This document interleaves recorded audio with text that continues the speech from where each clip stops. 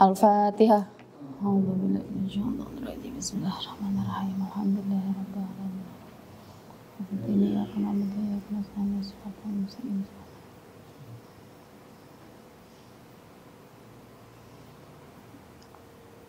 Al-Fatihah khususan di musanniful kitab Imam Ghazali wa zuriyatihi wa tullabihi.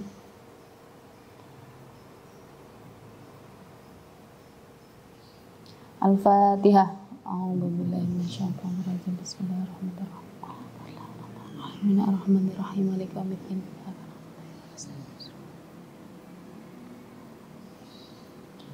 Ya. Kita lanjut ngaji kita kitab Ayyuhal Walad karangan Imam Ghazali yang berisikan nasihat-nasihat Imam Ghazali kepada muridnya. Nasihat selanjutnya, Ayyuhal Walad, wahai anakku, qad alimta min hataini al-hikayataini annaka la tahtaju ila takthiril ilmi. Qad alimta, kamu telah mengetahui min hataini dari dua hikayataini, dari dua cerita yang di atas, annaka la tahtaju, maka kamu tidak membutuhkan ila taksiril ilmi, tidak membutuhkan yang lainnya dari dua cerita di atas. Ceritanya Imam Hatim Al-Awsam dan ceritanya Imam Asyibali. Ceritanya Imam Asyibali tentang hadis yang beliau pelajari, dan tentang cerita Imam Hatim Al-Awsam tentang 8 faidah yang ia pelajari dari gurunya. Kalau kamu mengamalkan dari dua cerita yang ini, sudah cukup bagimu. Wal'an ubayyinu laka ma yajibu ala saliki sabilil haq. Wal'an, dan sekarang ubayyinu, saya akan menjelaskanlah kepadamu ma yajibu, apa yang diwajibkan ala salik, bagi seorang salik atau seseorang yang ingin di jalannya Allah, menempuh jalannya Allah, sabilil haq. Fa'lam, dan ketahuilah, annahu yanbaghi lisalik, dan ketahuilah bahwasanya yanbaghi, diwajibkan lisalik, untuk orang yang salik, syaikhun mursyidun murabbin, harus memiliki syekh dan memiliki guru mursyid. Jadi kalau misalnya kita ingin belajar yang sifatnya adalah keagamaan, harus memiliki guru. Nah, gak boleh asal-asal ambil, beda sama ilmu-ilmu kekinian, ilmu-ilmu atau ilmu-ilmu kontemporer atau ilmu-ilmu modern. Itu bisa kita ambil di YouTube. Tapi kalau ilmu-ilmu yang berkaitan dengan agama, itu gak bisa asal ngambilnya. Harus memiliki guru, harus memiliki syekh. Namun gurunya juga, syekhnya juga ada kualifikasinya. Tidak semua yang pintar bisa kita jadikan guru salik, guru menuju Tuhan. Liyukhrija, nah guru ini untuk apa? Liyukhrija, untuk mengeluarkan al-akhlaqa asu, untuk mengeluarkan akhlak yang jelek, akhlak yang buruk. Minhu bitarbiyatihi, dengan tarbiyahnya dia, dengan tarbiyahnya seorang guru itu. Wa yaj'al makanaha khuluqan hasanan, lalu menjadikan makanaha, tempat yang tadinya diisi dengan perbuatan buruk, khuluqan hasanan, dengan akhlak yang baik. Jadi tugasnya guru itu mencabut atau membersihkan akhlak-akhlak buruk muridnya, lalu diganti dengan akhlak-akhlak yang baik. Wa makna tarbiyah, apa itu tarbiyah? Yushbihu fi'lul falah. Jadi tarbiyah itu bagaikan pekerjaan seorang petani. Alladzi yaqla'u, yaitu yang yaqla', mencabut asyauka, duri-duri. Duri ini diibaratkan sebagai akhlak yang enggak baik di dalam hatinya si murid. Nah, tarbiyah itu, guru itu mentarbiyahi, yaitu mencabut akhlak-akhlak yang enggak jelek, yang akhlak-akhlak yang jelek ini. Wa yukhriju an-nabatat, wa yukhriju, dan mengeluarkan an-nabatat al-ajnabiyah, mengeluarkan tumbuhan-tumbuhan yang mengganggu atau parasit. Min baini zar'i, dari tumbuhan-tumbuhan yang lebat. liyasuna nabatuhu, untuk memperindah tumbuhan itu, wayak mularai'uhu, dan menyempurnakan tanamannya. Jadi itu adalah tugasnya guru, untuk membersihkan perbuatan, untuk menggantikan akhlak yang nggak baiknya yang ada di dalam seorang murid, diganti dengan akhlak yang baik. Wala budda lisaliki min syaihin yurabbihi, dan diwajibkan wala budda, diharuskan, wajib kepada ahli salik, kepada orang yang salik, min syaihin yurabbihi, harus punya guru. Wa yurshiduhu, yang mengantarkan dia, yang menunjukkan dia ila sabilillahi ta'ala, kepada jalannya Allah. Di anallaha ta'ala, karena sesungguhnya Allah ta'ala arsala ilal ibad, sesungguhnya Allah ta'ala telah mengirim kepada hamba-hambanya rasulan rasul lil irsyadi, untuk memberi petunjuk ila sabilihi, pada jalannya. Fa izartahala sallallahu alaihi wasallam, jikalau Rasul sallallahu alaihi wasallam meninggal dunia, dari dunia, minat dunia, faqad khallafal khulafa, telah digantikan oleh khulafa, oleh ulama-ulama lainnya, fi makanihi, hatta yurshidu al khalaiqa ila Allah taala, sampai memberi petunjuk juga. Pengganti Rasul, ulama-ulama ini juga memberi petunjuk pada khalaik, pada hamba-hamba ilallahi ta'ala. Wa syartu syekh, dan syaratnya syekh alladhi yasluhu ayyakuna naiban li Rasulillah, dan guru ini yang menjadi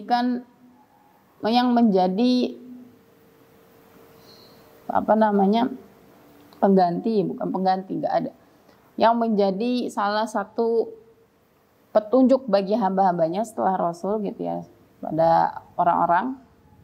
Ayakuna aliman, dia harus alim. La anakulu alimin yasluhu lahu, tapi tidak semua orang alim itu yasluh lahu. Tidak semua orang alim itu berhak, tidak semua alim itu adalah mursyid. Makanya kenapa sanad keilmuan itu penting. Jadi nggak bisa ngambil ilmu agama itu instan. Gak bisa, beda sama kayak ilmu matematika atau ilmu yang lain. Ilmu agama itu harus diperoleh dengan secara sanad yang terus-terusan, tidak terputus sampai Rasulullah. Kalau misalnya belajar, aku nggak baca ini udah selesai sendiri, nah itu takutnya pemahamannya ada yang keliru. Kemarin ada yang nanya, kenapa sih kita harus mengikuti atau membaca Al-Quran tuh tafsirnya? Kenapa kita nggak merujuk langsung Al-Quran? Atau kenapa sih kita harus bermazhab? Kan kita ada Al-Quran dan hadis, kenapa kita nggak semua merujuk Al-Quran dan hadis?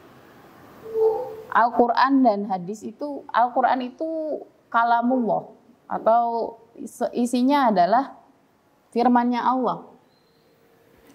Jangankan Al-Quran, kita baca puisinya siapa?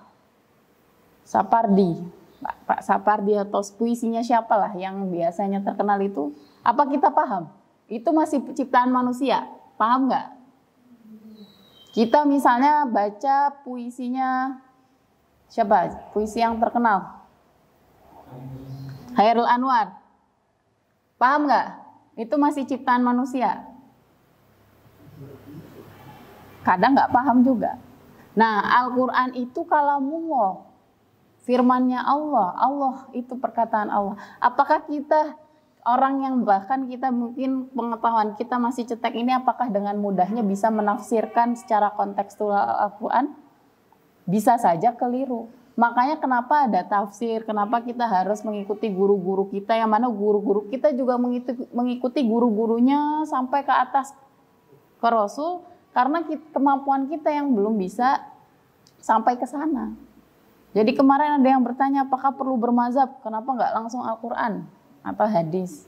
Yaitu bisa jadi ditakutkan pemahaman kita yang keliru kalau kita langsung membaca ke sana. Nah, adanya mazhab itu salah satunya karena Imam Syafi'i, ya, kita mazhab fikihnya adalah Imam Syafi'i. Ya, beliau itu alim ulama yang berusaha keras betul untuk memahami kalamullah, yang mana beliau juga pelajari dari guru-gurunya, gurunya ke guru-gurunya terus ke atas. Jadi kalau ada orang yang mau langsung merujuk ke Al-Quran itu bahaya. Kemungkinan ada kekeliruan untuk memahami Al-Quran itu sendiri. Begitu pula dengan hadis. Makanya kenapa perlunya guru, apalagi konteksnya adalah agama. Gitu. Kita aja kadang ngobrol sama temen maksudnya A, kita ngertinya B, itu masih temen. Kadang salah paham, salah sangka. Kok kamu merasa Al-Quran kamu gampang memahaminya? Apakah terjemahan itu sudah benar tepat apa adanya? Bahasa Arab itu luas, maknanya juga begitu luas. Bisa jadi pemahaman kita kalau baca secara kontekstual, apalagi belum bisa bahasa Arab gitu ya, keliru pemahamannya, dan ini bahaya. Maka dari itu guru itu penting. Guru itu sangat penting, apalagi yang berkaitan dengan persoalan agama. Gak bisa secara instan kita ambil. Gitu. Nah, pemilihan guru juga gak bisa asal. Nah, di sini kan juga dikatakan ayakuna aliman, bahwasanya guru itu harus alim. Tapi la'anakulla alimin yasluhulahu, tapi tidak semua orang alim itu bisa dijadikan guru gitu. Jadi ada kualifikasinya. Wa ini dan aku akan ubayyinulaka, akan menjelaskan padamu ba'da alamatihi, beberapa tanda-tandanya, ala sabilil ijmal. Aku akan memberi beberapa kualifikasi guru secara umum, sabilil ijmal, hatta layat da'nya, sampai tidak ada yang mengaku-ngaku kulu ahadin, seseorang anahu mursyidun, bahwasanya dia adalah mursyid. Tapi zaman sekarang malah gampang sekali. Jadi jangan pernah dan kita bagaimana di zaman yang sekarang banyak sekali guru atau orang yang mengaku guru. Berarti kitanya yang sebagai murid pintar-pintar mengetahui bagaimana ciri-ciri guru yang betul-betul guru yang memiliki sanad keilmuan yang betul. Nah, fanaqulu, maka ciri-ciri guru yang betul-betul guru adalah yang pertama, huwa man yu'ridu an hubbid dunya wa hubbil jah. Yaitu beliau man yu'ridu an, yang menolak an hubbid dunya, dari cinta dunia, wa hubbil jah, dan cinta kedudukan. Jadi ciri-ciri yang pertama, dia adalah seorang yang mursyid, seorang guru yang mursyid, yang guru yang betul-betul. Ciri-ciri yang pertama adalah beliau menjauhi cinta dunia dan cinta kedudukan. Lalu yang kedua, wakana qatabi'a li syakhsin basirin yatasalsalu mutabi'atuhu. Wakana qataba'a, dan beliau guru ini tabi'a li syakhsin, mengikuti syakhsin atau gurunya, basirin yatasalsalu mutaba'atuhu ila sayyidil mursalin. Jadi si guru ini mengikuti gurunya, gurunya ngikut gurunya ke atas terus sampai ke Rasul. Ini yang namanya sanad. Itu penting, memiliki sanad keilmuan yang jelas. Wa kana muhsinan riyadata nafsihi. Lalu yang ketiga, ciri-ciri guru yang ketiga, wa kana muhsinan riyadatu nafsi, memiliki akhlak yang baik dan senantiasa meriadohi dirinya. Bagaimana cara meriadohi diri? Yaitu min qillatil aqal, yaitu dengan mensedikitkan makanan, wa syurbi dan minum, wal qauli dan berbicara, wa naumi dan tidur, wa kasroti shalah dan banyaknya salat, wa shadaqah dan sedekah, wa shaumi dan puasa. Nah ini juga ciri-ciri orang yang mursyid, orang yang bisa kita jadikan guru. Gak banyak makan, gak banyak minum, gak banyak ngomong, gak banyak tidur, gak banyak sholat, salah. Banyak sholat, sorry, gara-gara tadi gak banyak. Banyak sholat, banyak sedekah, banyak puasa. Nah ini ciri-ciri guru yang betul, guru yang bisa kita jadikan guru. Wa kana bi mutaba'ati syekh. Lalu wa kana bi mutaba'ati syekh basir ja'ilan muhasinal akhlaqi lahu siratan. Memiliki akhlak-akhlak yang baik. Seperti apa? Kau sabar, seperti sabar, wa syukur dan syukur, wa tawakal tawakal, yakin, syahwah, qanaat, tumanina tenang, wal hilmi santun, wa tawadu rendah hati, wal ilmi punya banyak ilmu, wasidqi dan dapat dipercaya, wal haya punya rasa malu, wal wafa punya jujur dapat dipercaya, wal waqar punya pendirian, wa sukun wa ta'ani wa amsalihana. Ini juga memiliki beliau. Guru itu yang bisa kita jadikan guru adalah yang memiliki sifat-sifat akhlak terpuji.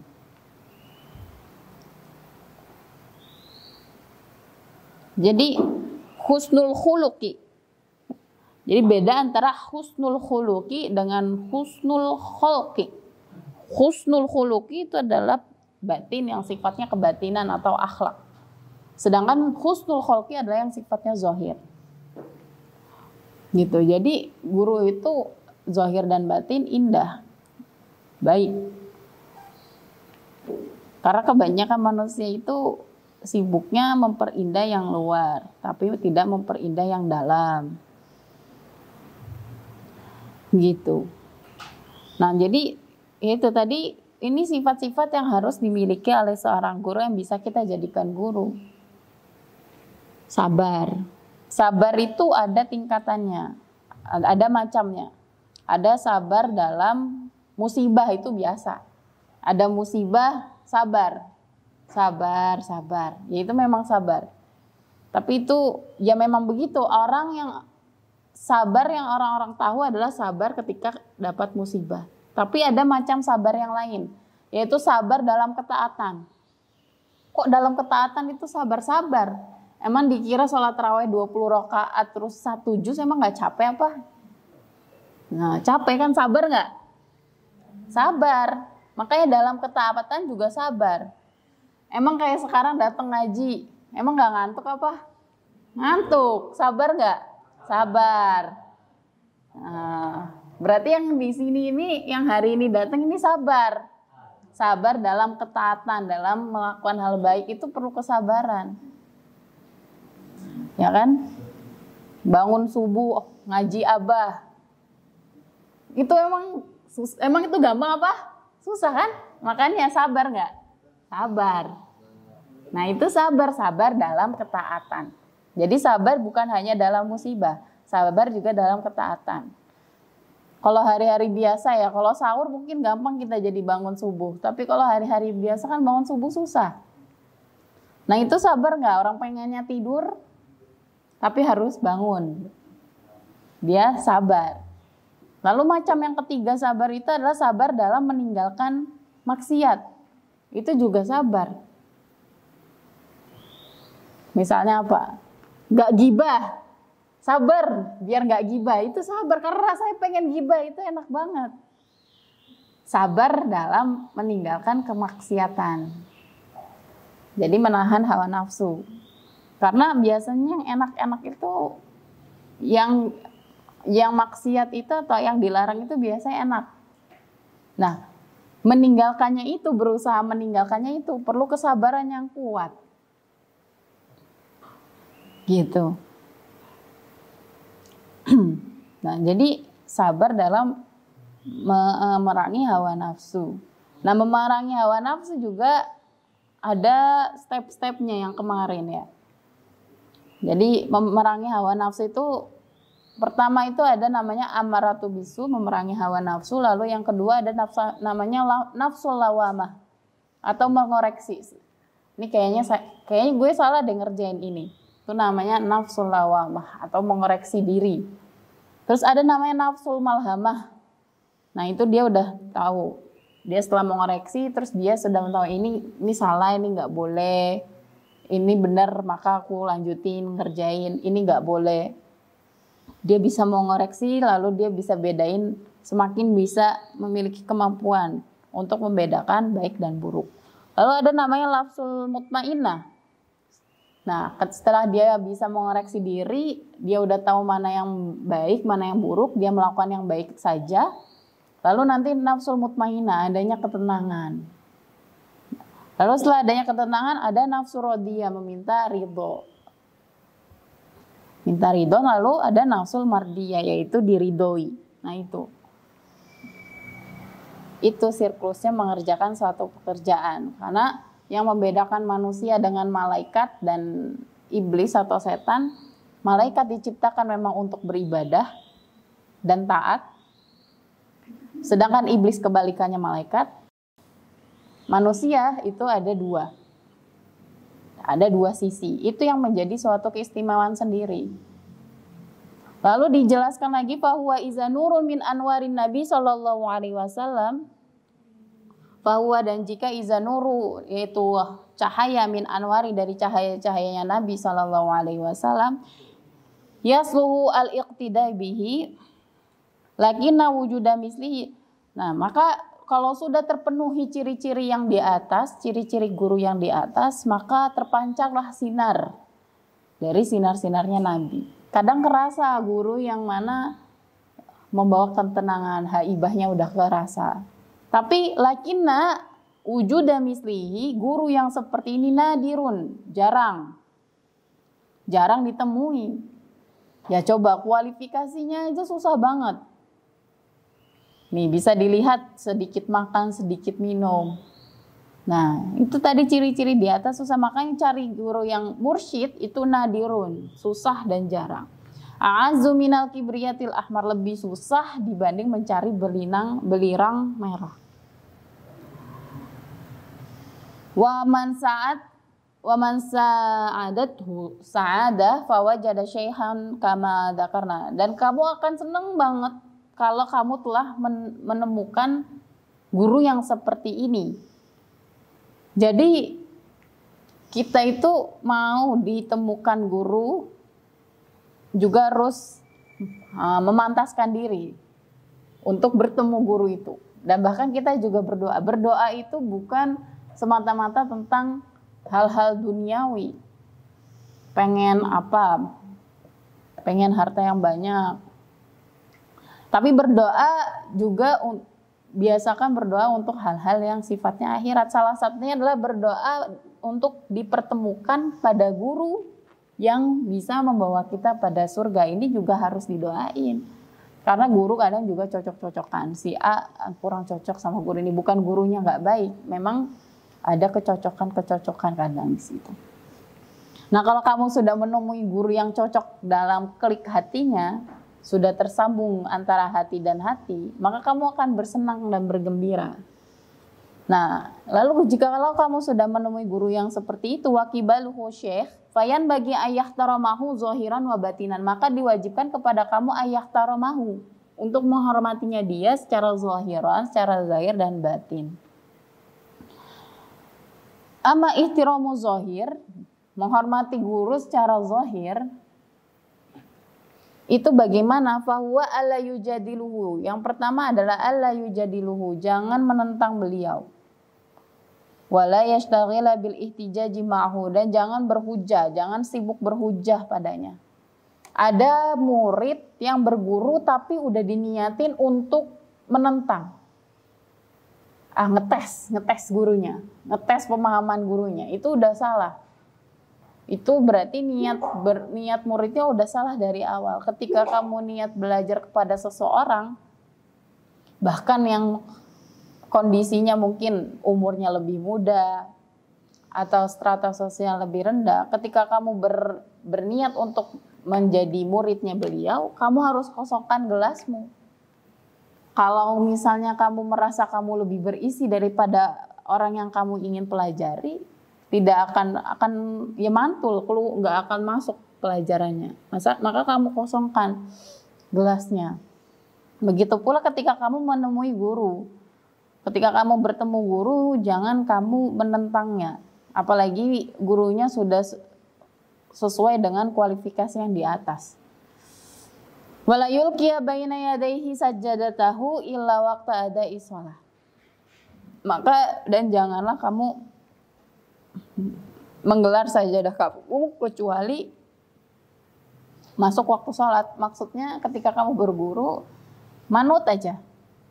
Karena ditakutkan ketika kamu ibarat mendahului guru yang sifatnya sudah seperti yang disebutkan di atas ya, dengan catatan yang sudah disebutkan di atas, memenuhi semua kriteria di atas. Kalau kamu mendahului, kamu nanti ada rasa sifat sombong.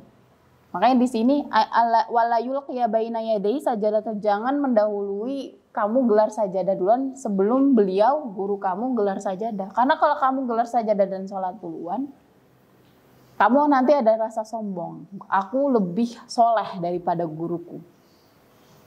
Nah ini tapi ingat, guru yang sesuai kualifikasi di atas. Gitu ya. Fa'idha faragha yarfa'uha. Kalau beliau sudah selesai dan mengangkat sajadahnya, maka kamu juga angkat sajadahnya. Biar kamu terhindar dari sifat perasaan-perasaan yang buruk kepada guru. Gitu. Wala yuksiru nawafil shalah bihadrati, dan jangan banyak sholat sunnah di depan hadapannya. Karena nanti kamu ngerasa sombong. Kamu yang ngerasa lebih banyak mengerjakan suatu kebaikan. Padahal kita nggak tahu. Biasanya guru-guru dengan kualifikasi akhlak yang terpuji di atas itu memiliki amalan-amalan yang bahkan kita tidak bisa melihatnya gitu. Wa ya'mal ma ya'muruhu syekh, dan kita juga sebagai murid harus ya'mal ma ya'muruhu syekh. Harus mengerjakan apa yang diperintahkan oleh guru kita, minal amali biqadri wus'ihi wa taqatihi, dengan kemampuan kita. Ya, jadi guru merintahin apa, sami'na wa ta'na. Wa ma ihtiramul batin, nah itu yang di atas tadi adalah penghormatan secara zahir. Nah, bagaimana dengan penghormatan secara batin? Yaitu fahuwa anna kulla ma yasma'u, sesungguhnya setiap ma yasma'u, apa yang kamu dengar min syekh dari gurumu, wa yaqbalu minhu fi zahir. Nah, itu pokoknya yang apa yang di zahir juga harus dikerjakan, juga diamalkan di dalam penghormatan batinnya. La yunkiruhu fil batin, juga tidak diingkarkan secara batin. Di luarnya patung-patung gigih, di dalam hati bodoh amat ya, itu salah juga. Jadi penghormatan pada guru itu harus ihtiraman zahiran wa batinan, la fi'lan wa la qaulan, li alla yatasam. Jadi tidak la yunkiruhu fil batin la fi'lan wa la qaulan, jadi tidak mengingkari secara batin baik perbuatan atau secara perkataan. Li alla yatasam bin nifaq, untuk selamat dari munafik. Karena kadang ada yang nginggi tapi dalam hatinya kesel, bahkan ngatain gurunya. Ini namanya munafik. Wa illam yastati, kalau kamu belum bisa menerapi adab-adab kepada guru yang tadi sudah disebutkan secara zahir dan batin, ya truk kusuh batuhu, maka tinggallah. Kalau kamu belum bisa seperti yang di atas tadi, maka tinggalkanlah gurumu. Ila ayyuwafaqa batinuhu zahiruhu, sampai kamu sudah betul-betul mengamalkan cara penghormatan secara batin dan zahir. Wa ayahtaraza an majalas an wal istiqomah, dan istiqomah itu apa? Ya ayuf dia khazza nafsihi li nafsi. Istiqomah itu mengorbankan nafsunya untuk dirinya. Karena kadang kan kita doa untuk bisa istiqomah. Ya, istiqomah itu jadi mengorbankan nafsunya dia, karena nafsu itu, keinginan manusia itu tak terbatas. Nafsunya manusia itu tak terbatas. Inginnya banyak, ingin ini itu. Nah, jadi istiqomah itu apa? Orang yang bisa mengorbankan keinginannya yang banyak itu. Ya untuk apa? Untuk dirinya juga gitu. Untuk kebaikan dirinya. Nah, jadi makanya kita itu hanya boleh menuruti apa kebutuhan kita, bukan apa keinginan kita, gitu ya. Jadi kalau misalnya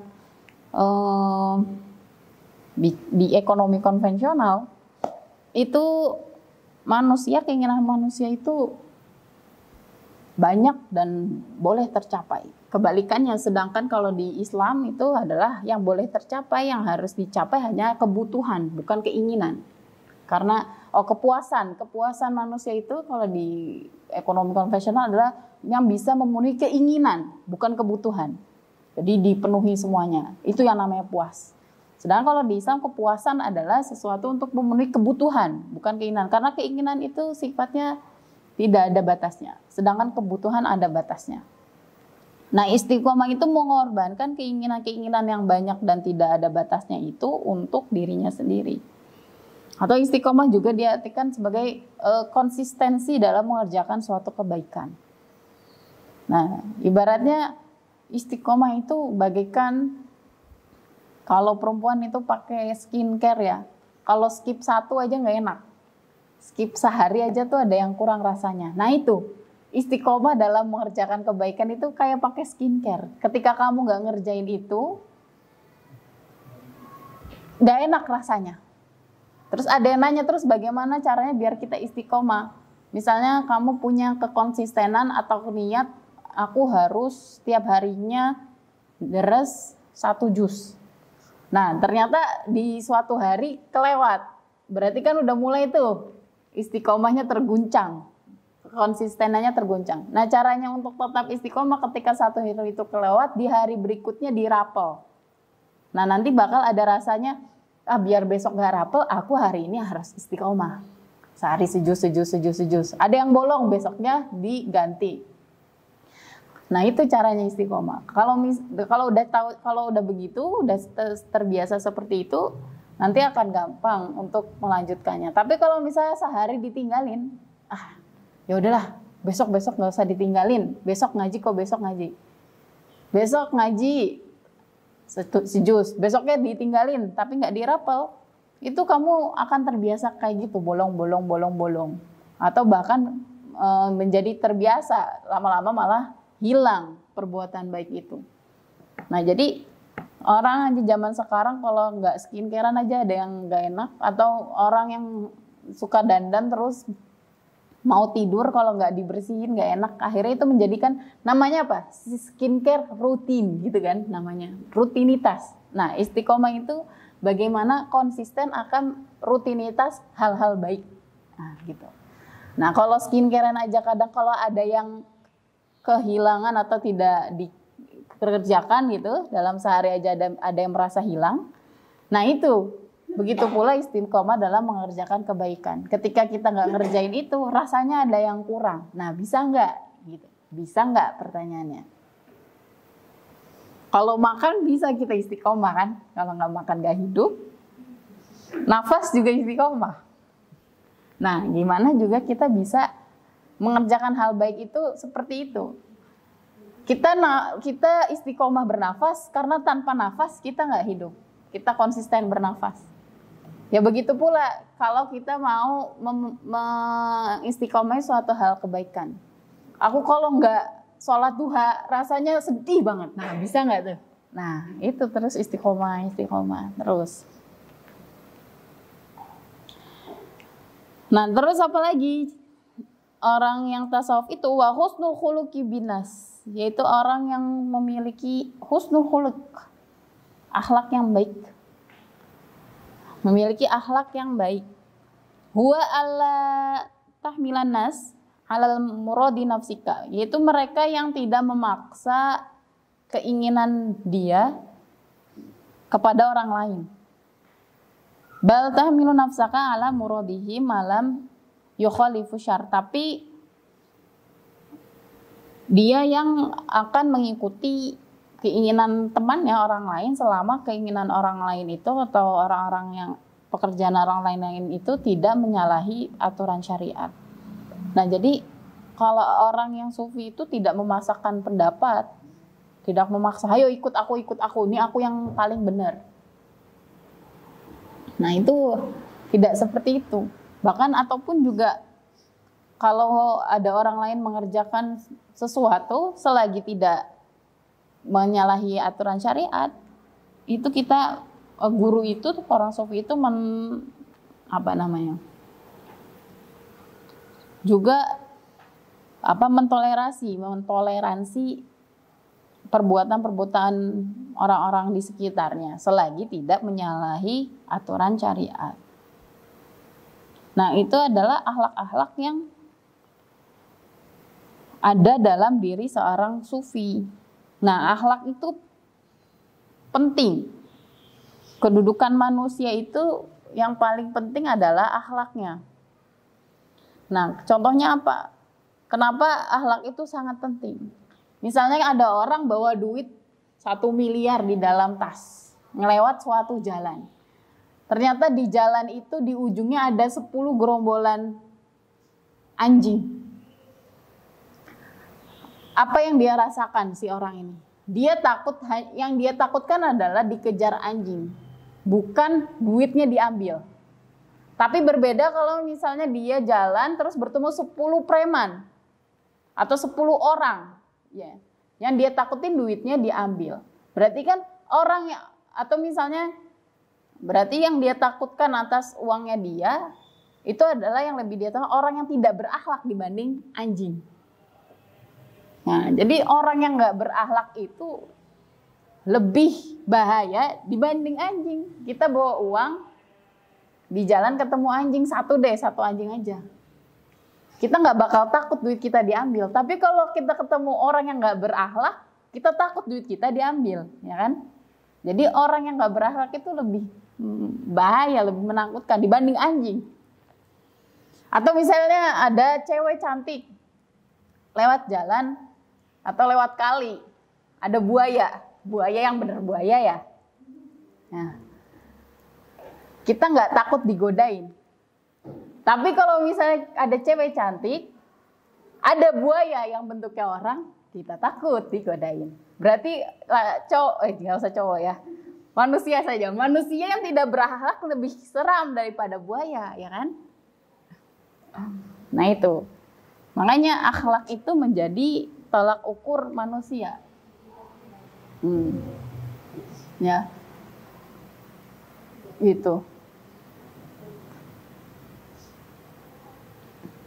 Jadi ada perempuan mau lewat jalan, kalau ada anjing dia nggak takut digodain. Tapi kalau ada abang-abang pemuda gitu misalnya, dia takut.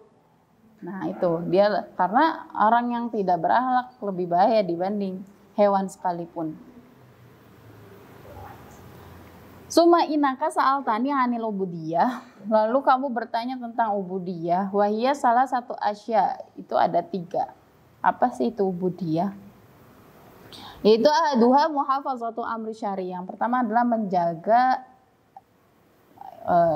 syariat. Wasaniyuha. Yang kedua adalah ridho dari bil qada, dari qada dan qadar. Wa qismatillahi ta'ala, dan ridho kepada bagian-bagian yang Allah tetapkan kepada kita. Jadi beda antara qada dan qadar. Kalau qada itu sudah Allah tuliskan pada hambanya dari Lauhul Mahfuz, dan begitu adanya ketentuannya, ketetapannya.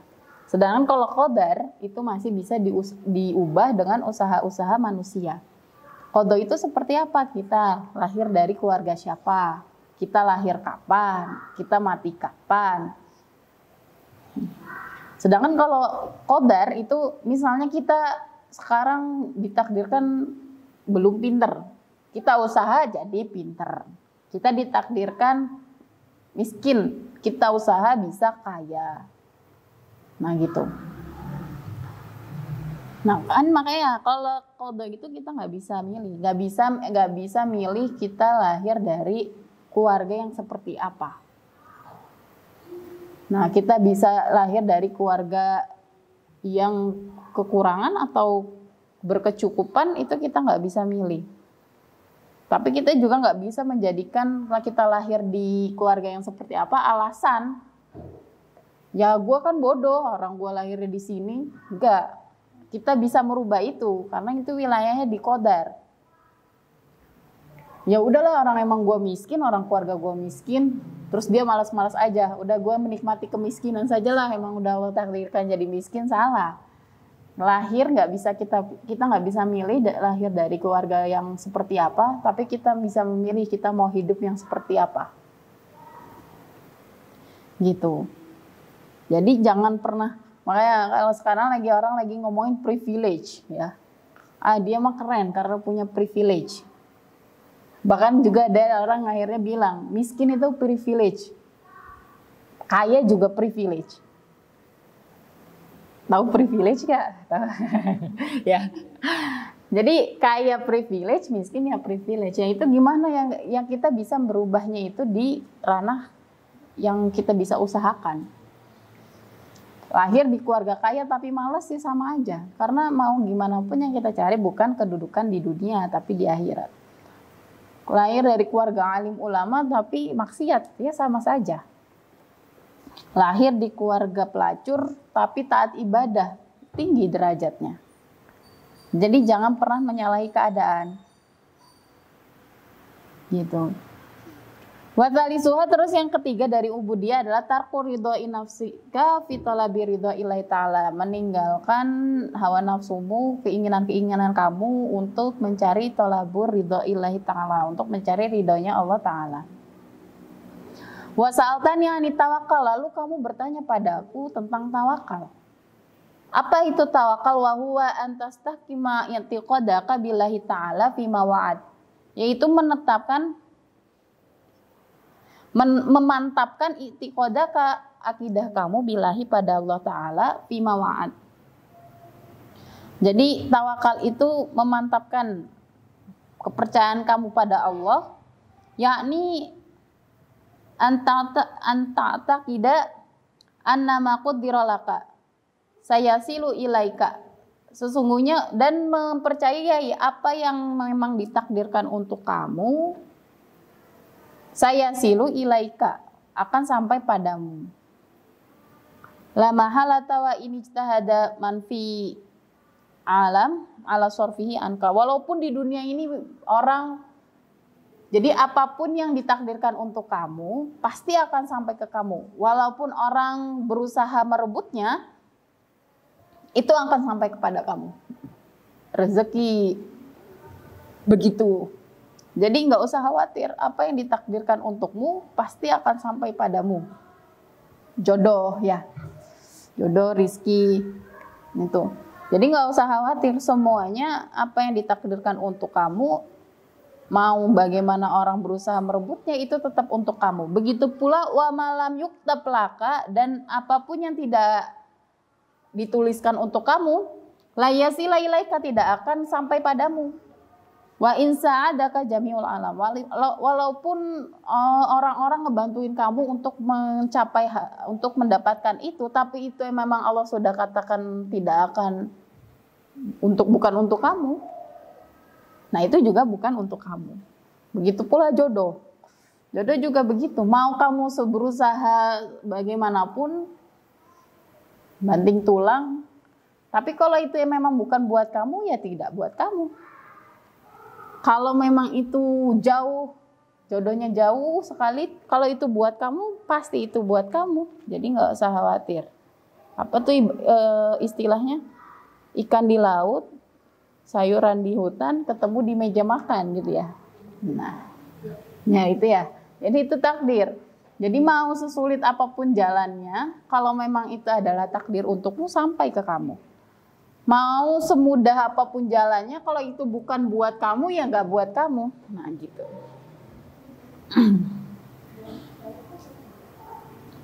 Lalu wasa'atani anil ikhlas, lalu kamu bertanya padaku tentang ikhlas. Apa itu ikhlas?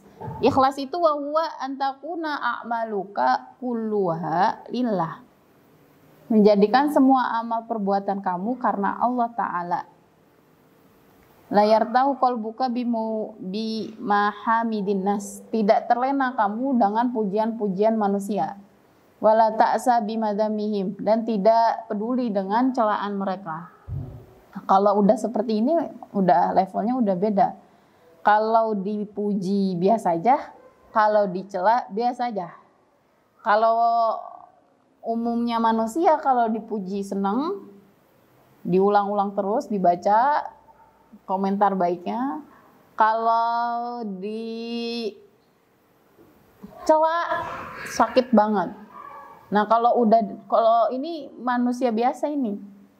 Manusia biasa, tapi kalau sudah manusia yang levelnya lebih tinggi lagi, kalau dicela, kalau dipuji biasa aja, kalau dicela biasa aja. Ini susah juga ya. Susah sekali. Nah itu, ikhlas. Wa'lam dan ketahuilah anna riya, bahwasanya riya yatawalladu min ta'zimil khalqi, bahwasanya riya itu terlahir dari pengagungan kita kepada makhluk. Kita tuh terlalu mengagung-agungkan manusia, akhirnya kita muncul sifat riya. Karena wah ini si A ini keren. Nah akhirnya kita karena menilai dia kedudukannya itu keren dalam artian seperti itu, maka kita mengerjakan sesuatu di depan orang-orang untuk dianggap keren juga. Nah, jadi riya itu terlahir dari ta'zimil haq, mengagung-agungkan seseorang. Wa ilajuhu, dan caranya gimana untuk tidak seperti itu, tidak riya. Antara musakharil qadar, kita melihat manusia itu bagaikan digerakkan oleh musakharil qudrah, yaitu digerakkan oleh alam semesta ini. Wa tahsabuhum kal mujamadat, maka kamu harus dan mengira mereka manusia itu bagaikan benda-benda jamadat. Fi adami qudrati islai raha wal masyaqqat, tanpa adanya kemampuan untuk roha atau masyaqqah. Litakhlusa min mura'atihim, untuk selamat dari pandangan mereka.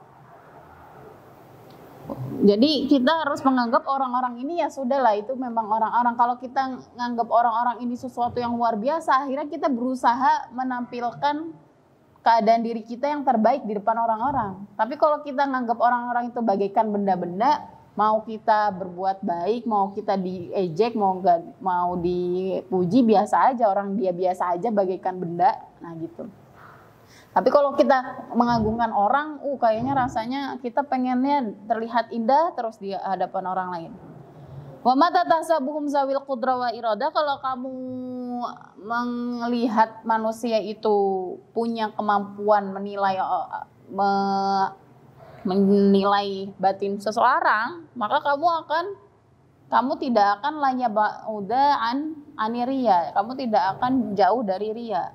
Kamu akan riya terus. Kalau kamu menganggap penilaian orang itu penting, kamu akan memiliki sifat riya terus. Makanya harus dijauhkan. Lanjut apa udah? Udah berapa menit? Udah sejam? Kok cepat?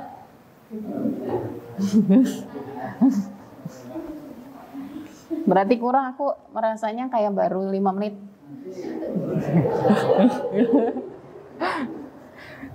Kan gak ngaji Abah.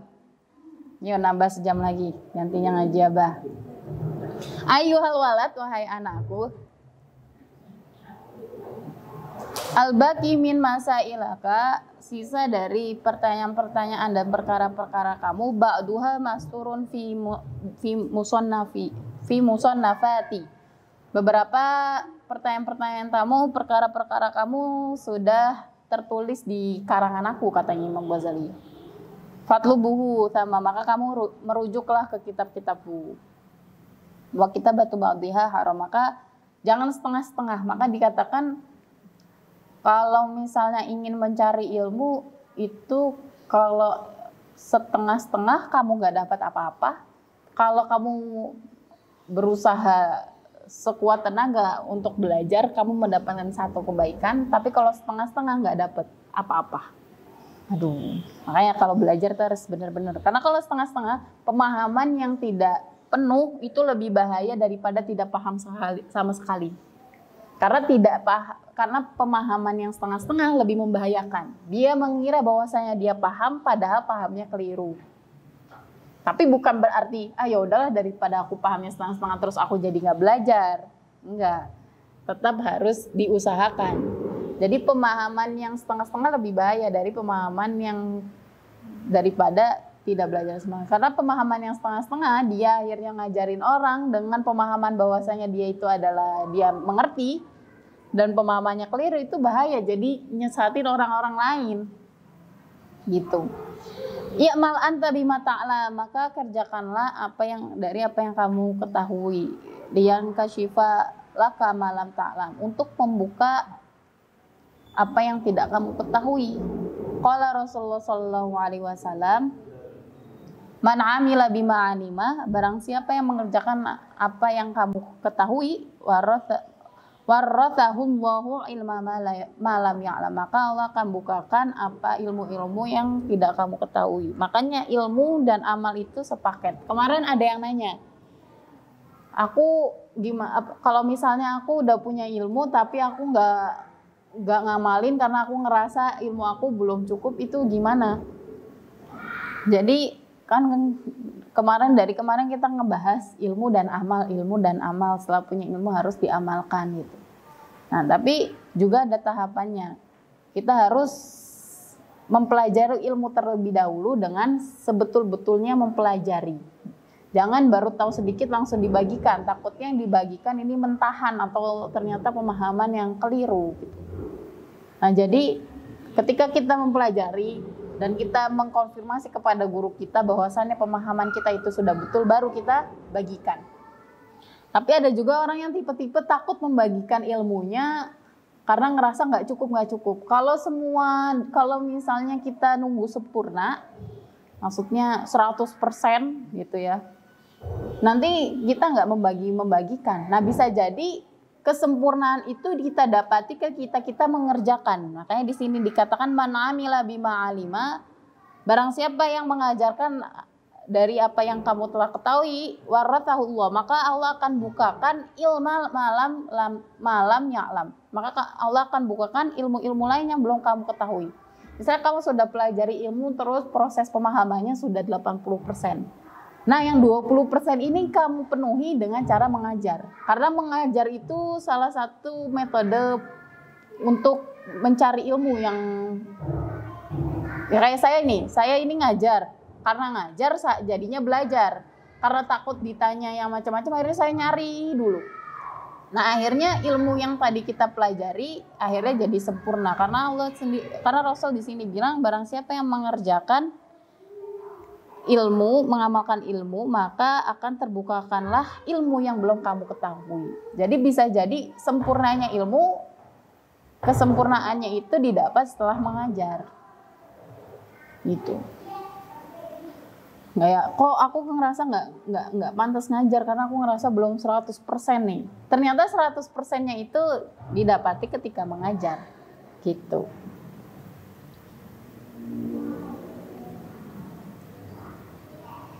Lalu ya sudah, wallahu a'lam bishawab.